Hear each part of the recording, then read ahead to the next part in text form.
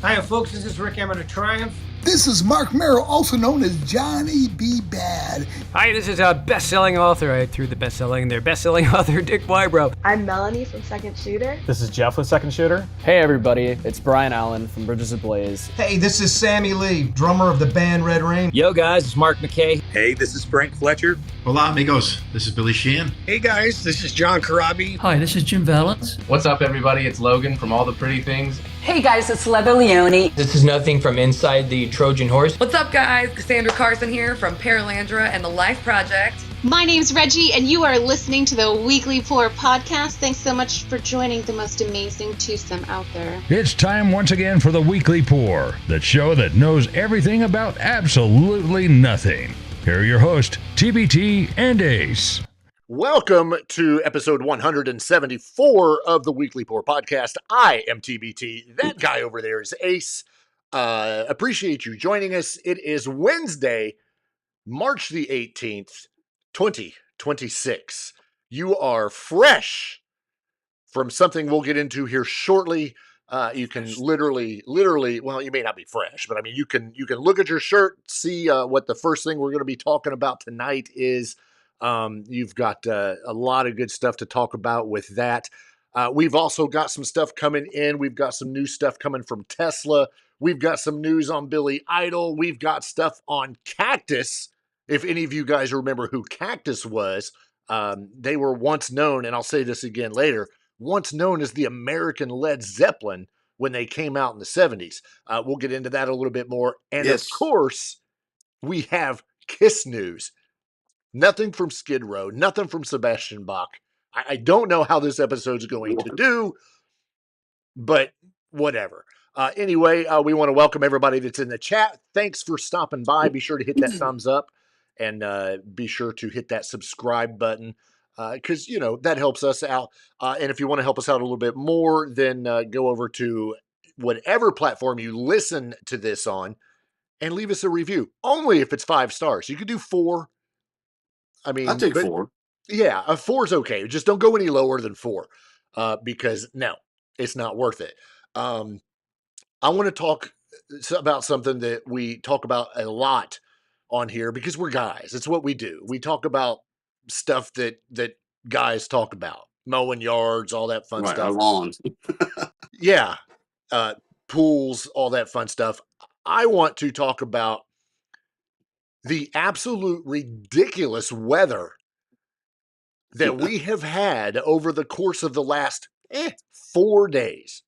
Starting with Saturday, maybe Saturday or Sunday. I don't know. 70 degrees. Beautiful. Right? Absolutely beautiful. Only to get turned around and wake up Monday. I might have my days mixed up. I just remember driving to work. I just remember sliding to work on Monday. Yeah, I did not drive. Right. I slid because we had at least a 1/4 inch of snow.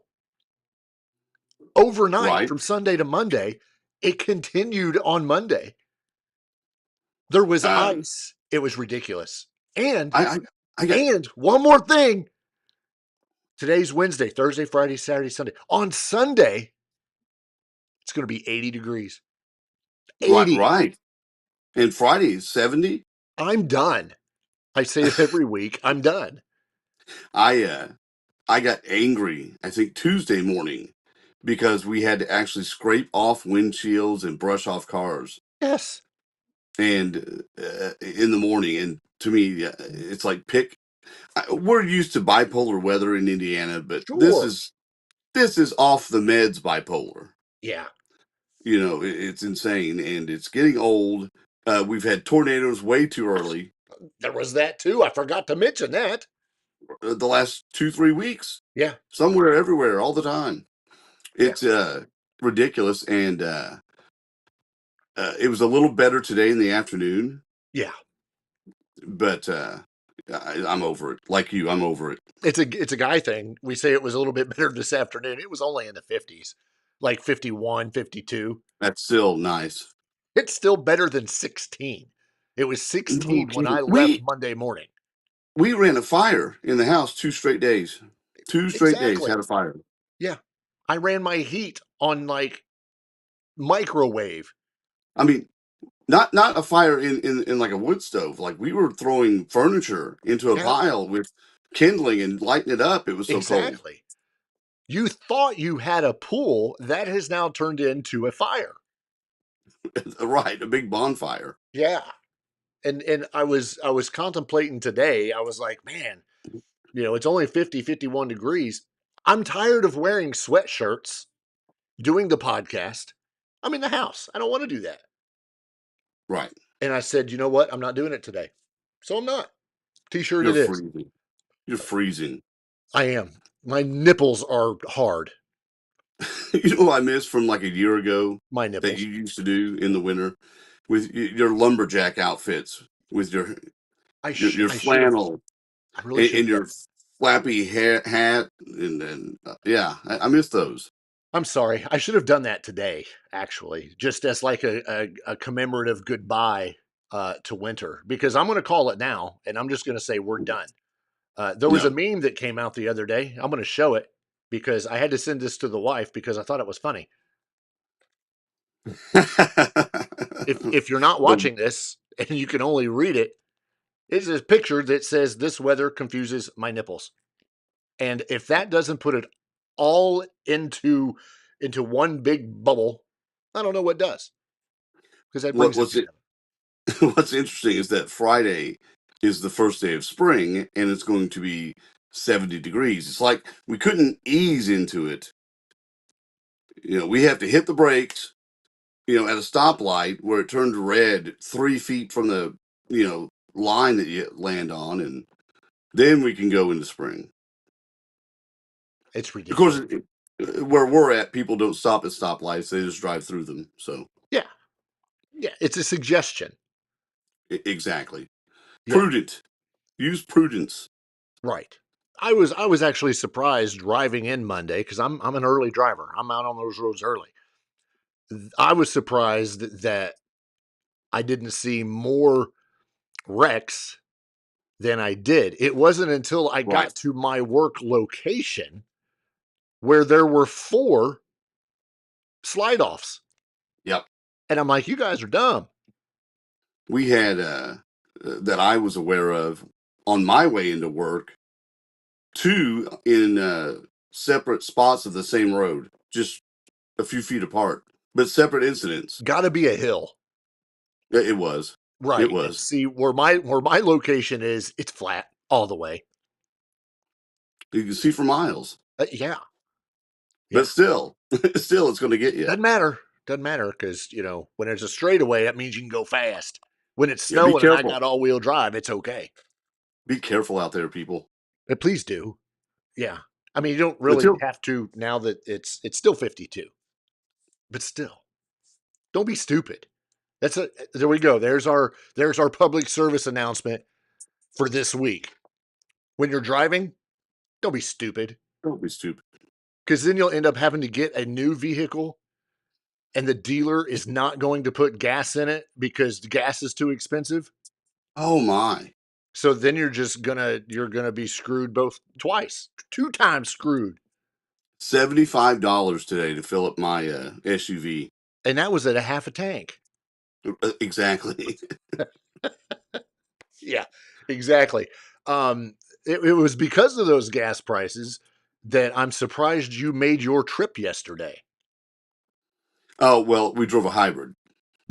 Perfect. Did you plug it in before going? No, it's not electric. It's a hybrid. Same difference? No. Hybrids use gas. But we put 5 gallons in it and made it to $73. Indianapolis and back with gas to spare. So I love the hybrids. Hybrids are the way to go. Get on my soapbox for a minute. Abandon electric vehicles because we all think it's ridiculous to plug your car in, and it's time consuming. There's all kinds of problems. Right. Not enough stations to plug into. Hybrid is the way to go because it's battery powered, but it's also a gas engine as well. So I mean, the one I wrecked a while back when I hit the deer, That got at times 50 miles to the gallon. At times, it's well worth the money. Absolutely not. Oh, they're great. You should get one. No, not doing it. I'll stick to It my doesn't. gas guzzler. It doesn't hurt your masculinity to save money on gas. True, absolutely does not. However, it hurts my knees. Why? Getting into those tiny things. This is a full-size car. Well, the same difference, right? I don't know. What is it These are called? What is it? full-size cars. Like, what is the vehicle? The one we drove yesterday was a Ford Fusion hybrid. That's why. It's a great car. I'd buy 10 of them. At the same time? No. Oh. When this one breaks down. Not that it's going to break down. If my daughter's listening, she'll have a panic attack. Yeah, way to go. It's her car. And that's the show for tonight because Ace has got to go make a phone call. Right. Yeah. But let's jump right into that. Let's talk about your trip yesterday. Obviously, if you're looking at the front of Ace's shirt, you can see that he is wearing a Journey shirt. Journey, who was just in Indianapolis last night at the Gainbridge Fieldhouse. Ace, of course, went, as he just mentioned, with his daughter to Indianapolis to see the show. And one thing I did is I texted you and said, hey, we're definitely going to talk about it. And you responded with, you had a lot to say. Now, before you dive in, I pulled up, and I haven't asked you about this, but I pulled up I got to find it. I pulled up the set list, allegedly. Okay. Allegedly, because you're going to be the one to be able to confirm or deny this. But when I read this, 27 songs were on this list, and it blew my mind because we've talked about that before. How, you'll go to a concert, you may get 7 or 8, 9, 12, 14 songs. And it's highly unheard of to get nearly 30. As a matter of fact, I think it was a Sammy Hagar concert. We talked about the amount of songs that they just cranked out, just on and on and on. This is 27 songs, including a drum solo. I don't know if there was a guitar solo as well from Neil Sean. A piano solo from Jonathan Cain. I'll get to that. So yeah, 27 tracks. We'll call them. Well, screw it. We'll call them songs. 27 songs. Gainbridge Fieldhouse. Ace with his daughter, Little Ace. I'm all ears. And you have to understand. Well, you do understand. Journey has a ton of not just hits, but music over 50 years. Tons of stuff to cover. And what I liked was this wasn't a greatest hits type of tour, which they've done the greatest hits thing for 20 years at least now. Right. And this was more a celebration. They call it an evening with. But speaking of my shirt, I want to say I bought this out front of the venue from a nice man on the street for $10. He wanted 20, but we were able to get 10. You haggled the guy outside? Right, with his stack of shirts.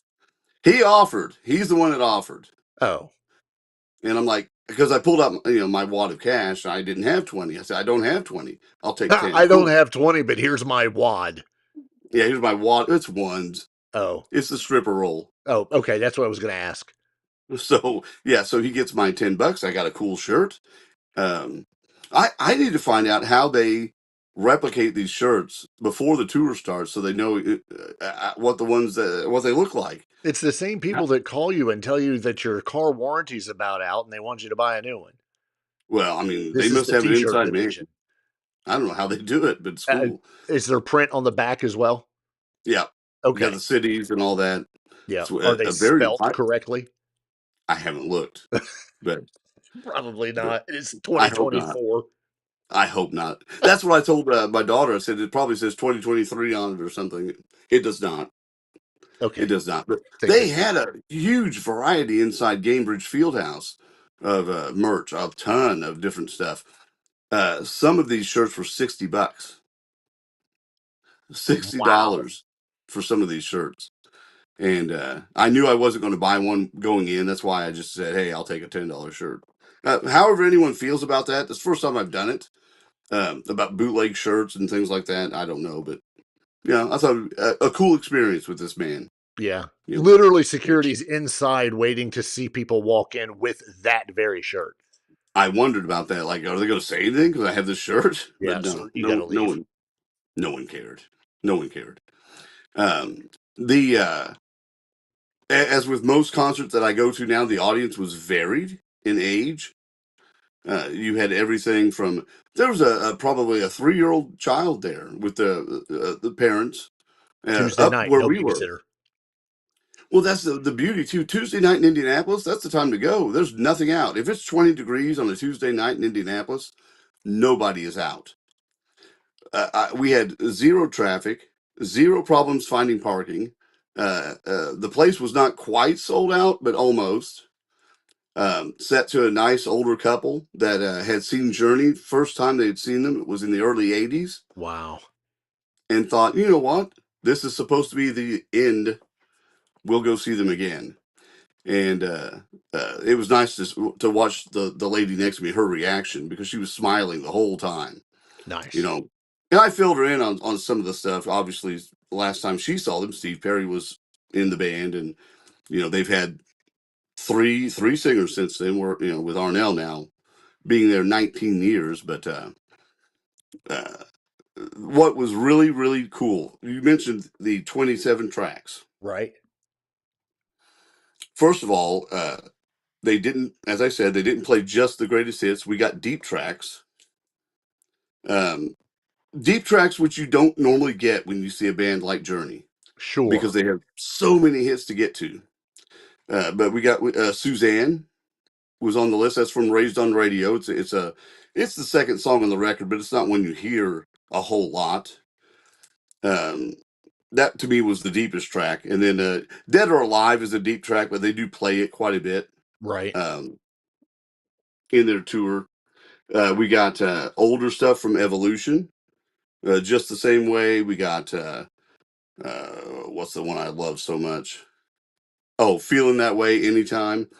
But those songs were sang by, those are duets. Those were set up as duets between Greg Raleigh and Steve Perry on the recording. Right. Jonathan Cain sang the Greg Raleigh part, and we got the great Dean Castronovo on drums and singing the Steve Perry parts, and he is so good. Yeah. I think he's the best singer in the band. And doing Steve Perry parts while he's drumming, to that stuff. We got to see Dean about 3 or 4 songs. Because here's the thing, Arnell Pineda, excuse Panera. me. There's been all sorts of talk for probably 5 years now about him having vocal troubles, Right? Not being able to sing, like he used to, and things like that. The man's 58 years old, trying to sing Steve Perry material, which Steve Perry did in his prime when he walked away, right? He was in his prime at probably 30, 31, 32 years old. So what Journey did here was they gave Arnell room to breathe. So we let Dean sing 3 or 4 songs. They had brought along an extra keyboard player, a guy named Jason Durlacta, bless you, who himself sang 2 songs. And all 3 of these guys have the range to sing these Steve Perry parts. It's amazing. There's differences to their style. One's more of a classic. Pineda sounds more a classic Perry. Dean, I think, is more of a pure Steve Perry sound-alike. But what I like about Arnell is that he doesn't imitate Steve like he used to. Right. He puts himself into it. And there were a lot of people that had issues with that. Right. Because you're going there and you're hearing a clone. Basically. And some people think it's great. Some people think you're just imitating. He's got a lot more talent than that. So we didn't. But what was really cool was when they hit the big songs at the end. He flipped a switch and put that Steve Perry vibe into everything he did, running around the stage like a madman. He had all kinds of energy because there was at one point he took 4 songs off, 4 songs in a row, over playing the tambourine while every other people were doing the heavy lifting. But it was just amazing how they were able to take these 3 guys and still make it sound like Journey. So I appreciated that. You mentioned the piano solo. Jonathan Cain stayed on a large grand piano off to one side of the stage, where typically he would have a keyboard set up. And as I said, they had a keyboard player, Jason Derlapka, on the other side. So Cain stayed pretty much on that piano, and he played a beautiful classical style piece as an interlude that led into Lights. I think that's what it said, what it was. No, I may be wrong. It led into Who's Crying Now. I'm sorry.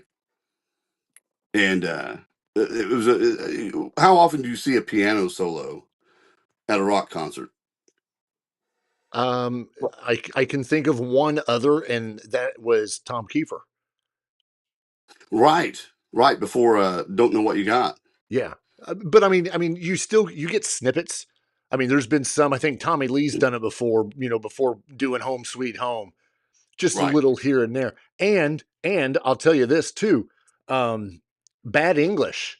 If you ever got to see them, of course, Jonathan Cain was in Bad English. He was. And you got him there. But like you said, it's not something that you have all the time. Nobody wants to go to a metal or a rock concert piano solo. But surprisingly enough, much like what you're talking about now, it's one of the most badass things because, you're jamming and, your guitars and your drums and all the vocals. And then,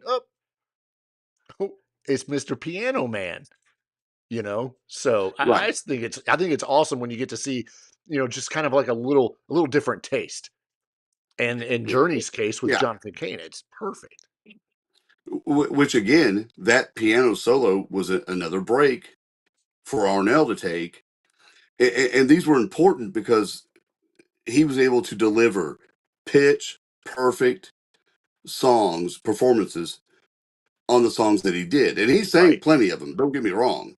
We're talking 6 songs he didn't sing out of these 27, instances. He wasn't in the middle of 6 songs. Yeah. But the piano interlude led right into Who's Crying Now. It was really, really well done. Extended plays. We got outros. At one point, they had some technical difficulties. I think like we just did, because I think we just had a little bit of technical difficulty and froze there for a second, but we're good now. Yeah, I saw that. I kept checking my Wi-Fi. I'm like, I'm good. But they had some technical difficulties where it sounded like the crash of a drum set where things just fell down, cymbals crashing, blah, blah, blah, blah, blah. And Neil stops and says, "Whoa, what the fuck was that?" Oh, and then he's like touching his ear monitor, and he looks at Dean and says, "You'll have to take the click track, or the click track's gone. You'll have to count off every song." Oh wow! So there's no click track. And Dean has to, take over. Of course, he's a pro. Well, and real quick, explain what a click track is for those that are probably thinking, oh, they're using backing tracks. Typically, a click track is used to keep a band in time. So where the drummer would count off something, 1, 2, 3, 4 to begin the song. Everyone that has in-ear monitors, which they use now in every concert venue that I know of, would have a click track in that monitor. Yep. And it keeps them in time. Everyone's synchronized. So you always know what 1, 2, 3, 4, what those beats are. Yeah. So it's just a tool to keep everyone in sync. It's not cheating. It's not backing tracks, anything like that. And that's interesting you bring that up because I saw a video just a week ago where someone that does kind of like what we do was saying that Neil had been caught using a backing track to fill out his guitar sound or something. And I'm thinking, I don't know why he would need that. He's so good. Right. So this setup was video monitors. You know how a lot of times you have the modern setup of video playing behind the band that is synchronized to the music. This was the full video setup. So you're seeing the guitar player, you're seeing the singer. I'm looking at the video monitor, watching Neil as they do close-ups on his hands. He's playing full-on guitar. I didn't see any evidence of backing tracks, sync tracks, lip syncing. I think it's all bogus. Neil's fine. He's amazing. But yeah, we got a lot of those extended plays. We got guitar solos from him. And I'll tell you how I knew for sure that Arnell was singing totally live. Are you familiar with the tail end of Faithfully where Steve Perry hits that big note on absolutely that last Faithfully? Arnell bailed the fuck out on that. I'm out. Yeah, he started and then went way down because it wasn't there. And I looked at my daughter and he bailed on that one. But that's cool. That's fine. It's live. It sounded amazing. But the reason I bring up the background that was so cool was that this set list that we got was a different set list than what they had been playing in previous shows. Oh. So they shook it up because we were looking at the set list sitting in our seats. Okay, we're going to get this. We didn't get that. We got a whole different thing. Wow. Just shaking up the order, throwing in a couple other songs. And I do think, there's songs they left on the table that they could have played. Of course. But it's fine because I got to hear some of the other older stuff. They didn't play Girl Can't Help It from Raised on Radio. They didn't play that. But they did play Suzanne. They played, of course, Be Good to Yourself, which was the opener. They played When You Love a Woman, of course. I believe that is, I don't know if that was from Trial by Fire or not. But either way, we got some cool stuff. It was not... I'll tell you something else that's funny. Because the diversity of the crowd and people older than I even... It's like Journey, it's like Journey knows their audience because they got on stage promptly about 7:35, something like that. Which no opener, just Journey, no opener, and as you get older, you're aware sometimes that maybe you ought to take care of some things, like your hearing. What? Exactly. And I wanted to try these. I've got some really, really cool digital Bluetooth noise reduction earbuds that I use at the range. So I wanted to try them at the concert because if it's going to be loud, maybe this will help bring down the decibels a little bit and I'll be able to not have tendonitis when I leave, right? What did you say? Tendonitis? Tendonitis. What? The ringing in your ears that's constant all the time, Yes. Which I have. I didn't need them at all because the decibel was at a very comfortable level. It was very comfortable. I don't know if I'm shocked or maybe it's because your hearing is bad enough to where you just didn't notice. No, we both agreed that my daughter and I that we were carrying on a conversation very easily. Now we were up on the side a bit, so the sound is not right in front of us. But it kind of cracked me up. It's like they're taking care of us because they know that everyone there either is very young or very old or or something like that. So get this. When have you been to a rock concert that started at about 7:30 and ended at 10? I can't say I have. I've always dreamed of a rock concert ending at about 10 o'clock because I hate getting home, leaving it, after 11 and fighting the crowd and all this other stuff. And, you get home so late. I'm like, oh, wow, it's 10 o'clock. That's perfect.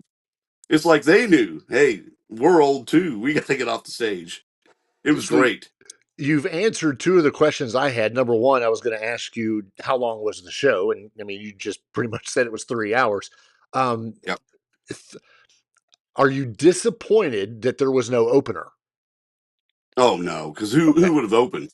think about what they've done in the past. They've paired themselves with a co-headliner, usually Def Sure. Leppard, or someone of that stature that they can, pair with.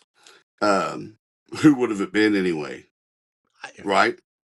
Yeah, I mean, but I mean, you go to a show, and I think you'll agree with this. You go to a show, you get an opener, you maybe get two openers, and then you get Right. the main course, and you're there till 45 minutes for the first opener, 45 for the next, and then a 3-hour show. Right, and then the don't forget the exchange in between where they have to tear down and set up. Yeah, and then the surprise encore that's never a surprise. But None of that. Yeah, no encore. So you didn't have a point where they no, because those last 3 songs that came in were immediately after the drum solo, right? Right. Wow. Okay. Yeah, because what I pulled up here is incomplete, but I'll pull up the one you had real quick. And right, so they did the drum solo. Then you got right in a row with Arnell running everywhere, all over the place, separate ways, any way you want it. Don't stop believing. Yeah, and then what a great song to end it with. Oh, it's perfect. It's the signature song. You kind of have to end with that. Yeah. I mean, they played 6 songs from Escape anyway. It's their biggest album, and of course they're going to hit that one pretty heavy. But yeah, no encore. It was just, we know what you want. We're going song, song, song. Yeah. Very little banter in between. I don't mind some talk to the crowd, but there was just very little of that. Jonathan Cain handled most of that, except when Neil is yelling at the techs for screwing up things. But yeah, turn my monitor down.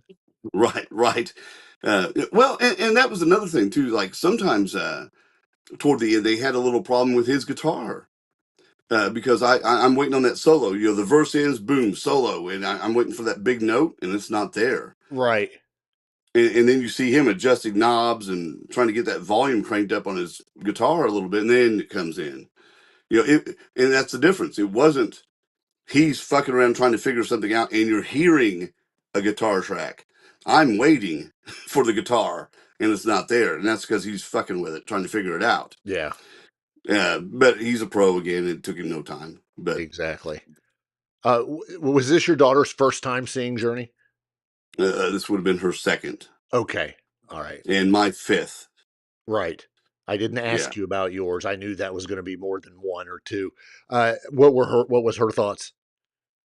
Oh, she loved it. She had a blast. Good. The reason I ended up with tendonitis the next day was because of her singing in my ear the whole time. Okay. Yeah, the whole time. Please go to the doctor tomorrow. Go to an urgent care clinic and let them know you have tendonitis in your ear. And please send me a copy of your doctor's note. And what the diagnosis and remedy are. Just the remedy. If they put your ear in a splint, then I will believe that it is tendonitis. Right. Ice pack. Oh goodness. Well, that's cool. I was worried. I was actually just slightly worried you weren't going to be able to make tonight's show, just from being concert hungover. We've all been there, but knowing that you were home by midnight and tucked away in bed because such an early ending show, yeah, I have no sympathy if you said you were tired. No, that hit me a little later in the day when I got home from work, and I did end up taking about a 40-minute nap, maybe a little longer, just because. That's because you're old. That too, and you had to rest your tendonitis. Right, you get that damn ringing out of my ears, but I just think I don't think it was the best version of what I've heard. But it was damn good. Good. Ross Valerie's not with him anymore. There's been a lot of Journey always has drama, right? But and one of the things I missed was that they had a bass player. I'm not sure if you remember. Randy Jackson was supposed to be on this tour as the bass player for Journey. Yep. And whatever happened, and he ended up having to bow out. There was something I saw not too long ago where he said that it just wasn't for him, dog. Well, think about the extensive touring schedule, and he's used to a soft TV gig, Right, that he hasn't done Right. in like 10 years. Right. Well, no, he's doing that Name That Tune song. Oh, yeah. Show. He sits and plays the piano, and Yep. So yeah, he does cushy that. job.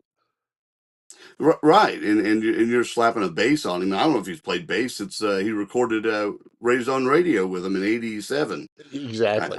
I don't know, but let me see. The guy they had, I had his name pulled up. They did not introduce the band, so I kind of had to, guess. But Todd Jensen. Todd Jensen was playing bass, but what I miss is they turned that bass down because some of the cool things about Journey songs, especially on Escape, like Stone in Love and things like that, the bass interplays with Neil Sean's guitar so well. And it's got a separate melody that intertwines with the guitar. And since Ross Valley was not there, they just shut that down. Yeah, here's something interesting about Todd Jensen. He actually played bass for Ozzy before he was replaced by Geezer Butler.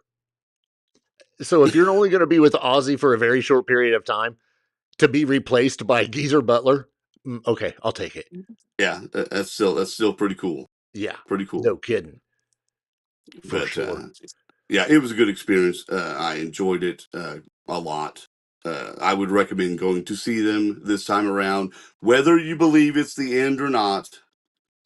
It's still worth going to see this show because you're getting a lot for your money, and the ticket prices were not unreasonable for once. They weren't terrible, and neither were the T-shirts, Mr. $10.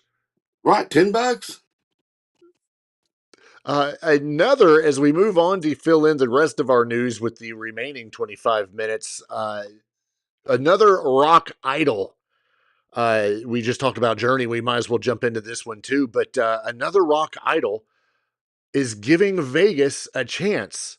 It's almost time to take this podcast and move permanently to Vegas because that's where everybody's going. Everyone's there. Everyone. Yeah. Now, Billy Idol has announced that the Hot in the City Summer 2026 Las Vegas residency will take place for 5 nights at the Blue Live Theater inside the Fontainebleau Las Vegas Hotel. Yeah. I'm not even going to throw a French accent in there. Yeah, the Fontainebleau. Yeah. It's one of the newer ones in Vegas. It's very nice. For sure. He joins just an absolute list of bands, solo acts, that a country, rock, all of your genres that are just saying, you know what, if this is working for them, we might as well give it a try.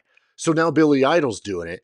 And man, my biggest thing with this is the fact that, of course, Steve Stevens is going to be there, who is Billy Idol's longtime friend, guitarist, collaborator. They've been working together for like 45 years.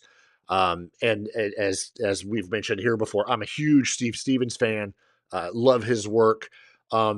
These shows are going to take place later towards the end of the summer, the end of August into the first few days of September. And tickets for that go on sale on March 20th at 10. And I don't even want to know how much those are going to be. I can guarantee they will not be Metallica prices. So we may be able to afford to go out to that with a flight, with a hotel. I don't think it'll be over by 10. Probably not. Maybe we'll end up with tendonitis again. Further down in the article, it mentions the documentary, the Billy Idol documentary. Billy Idol Should Be Dead. Have you had time to watch that at all? I have not. I know because it's not out. Is it not out? No, it doesn't come out till the 26th of March. 26th. Yeah. Yeah. And So this is that's definitely one I want to catch. This is directed by a 3-time Grammy winner, Jonas Åkerlund. And from what I hear, it's supposed to be pretty good. And if you're a that's fan of what I've Billy heard. Idol, anything's going to be good. But was it last year? I think it was last year. Was an Idol concert that I went to. Yes, And last summer. with Joan Jett. Joan Jett? Yes. Okay.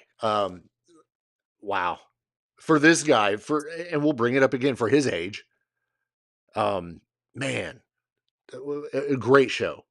Tom Morrison, guitar player. So this was shortly after Ozzy's death. Tribute to Ozzy during the show. It was fantastic. But hearing Billy Idol, and just, you think Billy Idol, you think the 80s, you think the sexiness, that it's all about, the girls and all that. Yeah, Homeboy hasn't missed a beat. It was just stupid in the best way. And I walked out of there with a little bit more respect for Billy Idol because I just never really listened to him that much.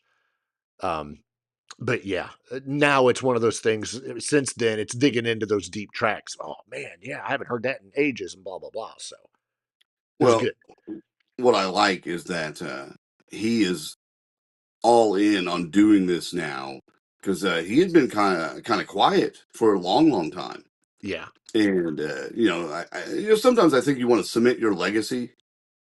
So maybe that's kind of what he's doing. We're getting a documentary. Did we have a new record no, last but year as well? Well, he collaborated with Avril Lavigne on a right, song that was pretty good.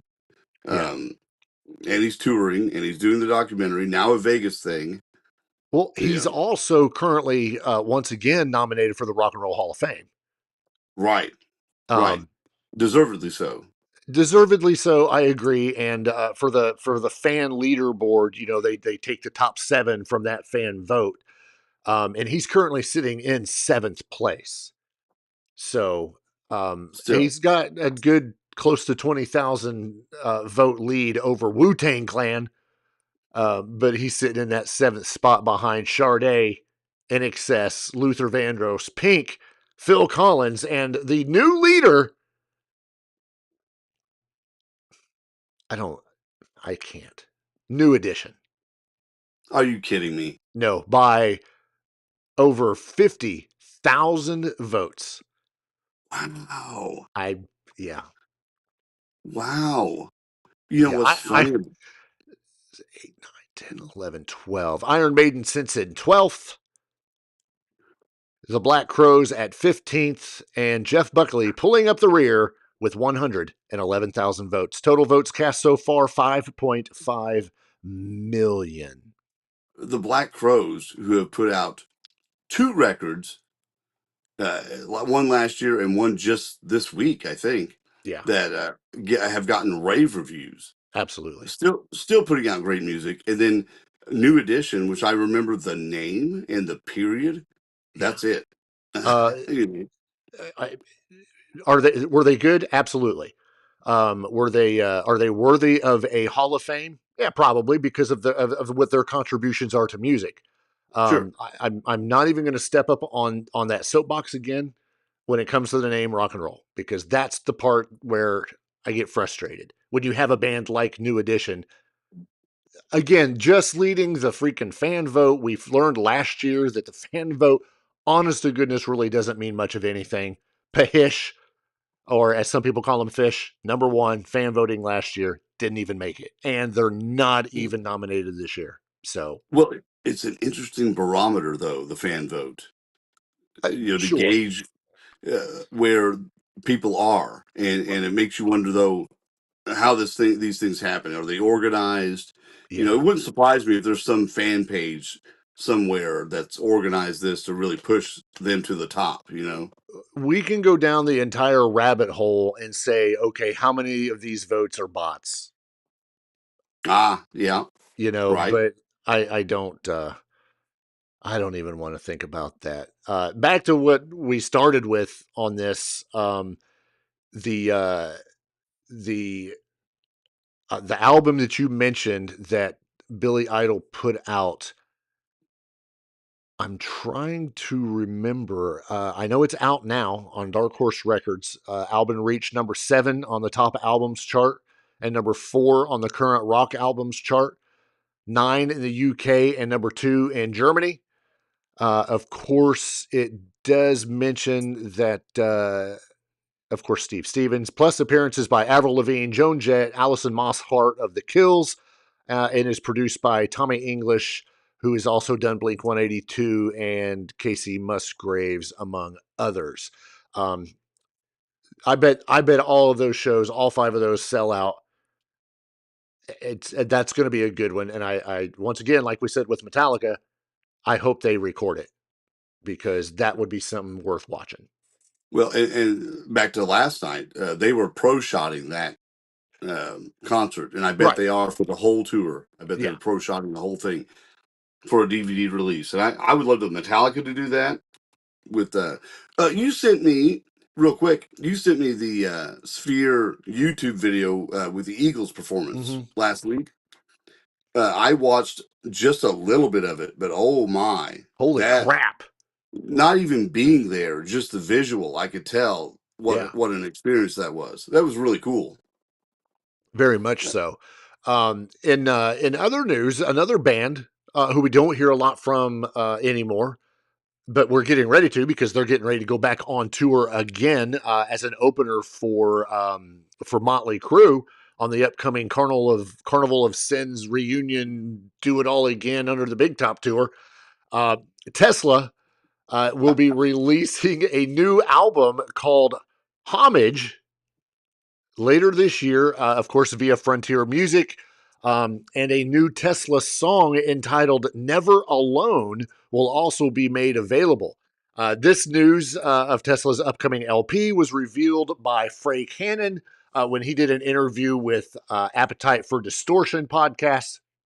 Our friends at Blabbermouth, of course, decided to transcribe that interview, and Frank said that we've got a new album called Homage that's coming out that showcases Tesla's lead singer, of course, Jeff Keith, and his singing of some soul and R&B songs, and which is very interesting if you know and you're familiar with Jeff Keith's singing voice and the sound of Tesla.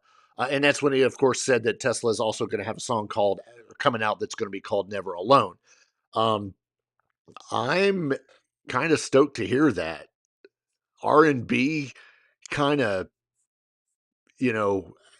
soul. It could definitely be done because Jeff has that tone, I guess. Right. It also says here that they are recording a version of Supertramp's "Give a Little Bit."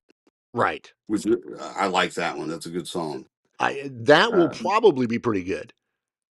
Yeah, it fits them. It fits for them. Sure. There's not much else about exactly what they're putting on here, except that something called "I Love You" by the Climax Blues Band. Yeah, I see that. This will be interesting to hear what this is going to be. At their stage of their career, they can take a little risk. It's not a big deal to them. No. So it's cool to have some fun like this. Well, and if a world-renowned guitarist can come out and sing an album dedicated to Frank Sinatra, I don't have a problem with Tesla coming out and doing, R&B and soul and doing some Temptation songs. So it'll be interesting. I hope it's good. I hope it's just something different that you pop in Marvin on. Gaye. Sure, whatever works. Yeah. We mentioned this a little bit earlier when we were talking about the upcoming news for tonight's episode, and we brought up the band Cactus. Yeah, I saw this today. Earlier. Cactus is a band that was formed in 1969. Of course, it was by Carmen Apice. Everybody knows who Carmen is. And there's been, over the course of, we're talking 60 years-ish, plus or minus a year or two, there have been numerous members of this band. Carmen Apice started it in 69, along with Tim Bogert, who was his bassist. Jim McCarty and singer Rusty Day. What a great name for a vocalist. Anyway, this band went and went and went. Carmen Apice left in 72, I think it was. The band just disbanded. 72, didn't come back till 76, and then they went 3 whole years. But it wasn't with Carmen. It was a whole new lineup. And then they disbanded again. And then in 2006, until now, they've been doing things off and on. Of that off and on stuff, they've released, let me see, 1, 2, 3, 4, 5, 6, 7, 8 albums. Wow. With the latest album being in 2024. It was called Temple of the Blues, Influences and Friends. 2024, okay? Remember that their first album was 1970. So a lot of years that they've been putting out albums. They've done singles. The last single that they actually had was Bringing Me Down in 1972. But they have also done some compilation albums, the last of which, was in 2013. However, that changes here soon as Cactus has basically announced that, they're doing another Temple of Blues 2 album. It was so much fun the first time. Why not do it again? Do it again. They've already released a couple songs from it. The most important one, I think, is going to be the most important, is the album's second track, which is called The Little Red Rooster, which you can go to YouTube and type in Cactus, The Little Red Rooster, and watch and or listen to. This song features Dee Snider from Twisted Sister all the time now on lead vocals, who's retired. He has nothing better to do, as well as Tracii Guns on guitar. Of course, Tracii Guns, the famous guitar player from LA Guns. I've already listened to it. I listened to it right before this show because, I was going to wait. And I was like, no, I got to listen to it. It's Dee Snider. Yeah. I personally don't think he does anything wrong. If you're expecting to have blazing guitars and just some, ferocious solos because it's Tracii Guns, don't listen to it because that's not what you're going to get. It is the video is Western themed. The song is not heavy. There's harmonica. There's a slide, on the guitar. It's not a slide guitar. It's a Tracii Guns regular guitar he's using, slinging his axe. It's interesting. I can't say it's bad. I'm not going to say it's the best thing I've heard, but it's interesting. Because of that, I went down that proverbial rabbit hole and listened to some other singles that were available. One of them was Purple Haze, which is what Cactus does with Melanie, who I think was on their first big stage, I think back in 1970. I don't remember. It was either in Ireland or somewhere in Europe is all I know. And then they also had Backdoor Man, which features, of course, Carmen Apice and Billy Sheehan and nice. Eric Gales on drums. But Billy Sheehan, you can pick out a Billy Sheehan song, I think, almost every time because he has such a unique sound. But it's not bad. So I'm kind of looking forward to the rest of this. There's a lot of other people that are going to be involved in this album, including Pat Travers, Ted Nugent, who was on, I think he was on the first one, Joe Lynn Turner. There's a lot of stuff that it's going to be interesting. Rudy Sarzo. Oh, yes, absolutely. Bob Daisley. Yeah. Bass player as well, and lyricist for Ozzy Osbourne. Bumblefoot. So, yeah, there's some cool stuff, or at least some cool guests anyway. Yeah, the Temple of the Blues 2 will feature 10 tracks, unless you get the CD, then you're going to get 11. The 11th track on the CD only is Feel So Good. and that will also feature Billy Sheehan. The song Spoonful is the one that features Ted Nugent. Of course, like we already mentioned, Little Red Rooster with D. Snider, Tracii Guns. So you get a chance, check that out. That is the band Cactus. You'll surely get some stuff from the 70s, but this newer stuff you may appreciate just a little bit more. As we move into our last couple of stories, I'm sure this will make the Viper happy. No, it is not Skid Row. No, it is not Sebastian Bach. But keeping themselves in the news because they have retired for the 72nd time from touring, but yet will remain a headline, is Kiss. There's new stuff coming from Kiss. With our last 4 minutes, we'll talk about a couple things. One of those is a cartoon. Really? Yeah. Like a kid's cartoon? Saturday morning type? So Kiss still has 2 film projects in the works. Of course, the biopic that's going. Gene Simmons says the scripting is being refined, casting it's on its way. Once the documentary is finished, they don't have a release date or anything like that. But then he goes on to say there's a cartoon show in the works with Warner Brothers.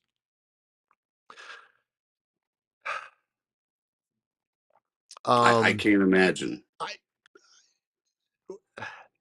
Would I let my children watch it? Absolutely. Can I see Gene Simmons makeup on anything other than Scooby-Doo? No, I cannot. Are they in a park with a phantom? I let's hope not, because they did not know what they were doing. No, that was terrible. Rock and Roll All Night, of course, that was Scooby-Doo and Kiss, the rock and roll mystery that was released back in 2015. But don't worry, Kiss is coming back with another cartoon. Also, if you didn't get a chance to go to the Vegas Kiss cruise, landlocked, don't worry, because Gene Simmons says it was a lot of fun, and they're going to do it again. Yeah. So, of course, no information. They're just going to do it again. Of course, they're going to do it again. It made Not money. Touring. No, Not touring. No. This is going to be the Vegas thing all over again. Kudos to them. I don't know. It's Kiss. They're still in the news. They're going to be. They're not going anywhere, which is good. No. Because remember, there's also the Avatar show. Right. That's meant to keep their legacy going, right? The Avatar show. And this is one of those things. Paul Stanley just came out yesterday with some stuff that he said about it. He says, this is as real as I am, and I think it's going to just blow people away. There is a quote that I have to read, and I hope we don't run out of time. Here we go. According to Gene Simmons, of course, who else? The Kiss Avatar show will attack the senses as well. If you see your tendinitis, if you see a dragon coming in to scoop you up and it breathes fire, there will be fire all around you and you'll feel the heat, the fire, the brimstone, the coffee. You'll be able to smell it. We attack the senses instead of virtual reality, which only attacks the eyes. Oh, but guess what? There's one more quote, and this has to be said. Gene Simmons also said, we're going to blow your socks off in a way multiple times more exciting than the Sphere. People who go to Vegas to see a show in the Sphere are awed by the massive scale of everything. There's nothing wrong with the Sphere, but I'll go out on a limb and make sure people understand that this, the Kiss Avatar show, is going to make that seem like popcorn fart. That's right. Popcorn fart. He says it'll be mind-blowing. What other way to end episode 174 than a quote from Gene Simmons about popcorn farts? Don't forget to, real quick, new music from Jeff Tate coming out Friday. Yes, be sure to check that out. We'll probably throw a reminder out on our socials. But that's all we've got for this week. We appreciate it. We want you. I wish we could scratch and sniff this because I would. Never mind. There's no scratch and sniff in the popcorn fart. Join us next week for episode 175. We appreciate you guys listening. Be sure to hit the thumbs up, hit the subscribe button. And if you're listening to this and not watching, be sure to leave us a review. Remember, only 4 stars or above. Preferably 5. Thanks. We'll see you guys next week.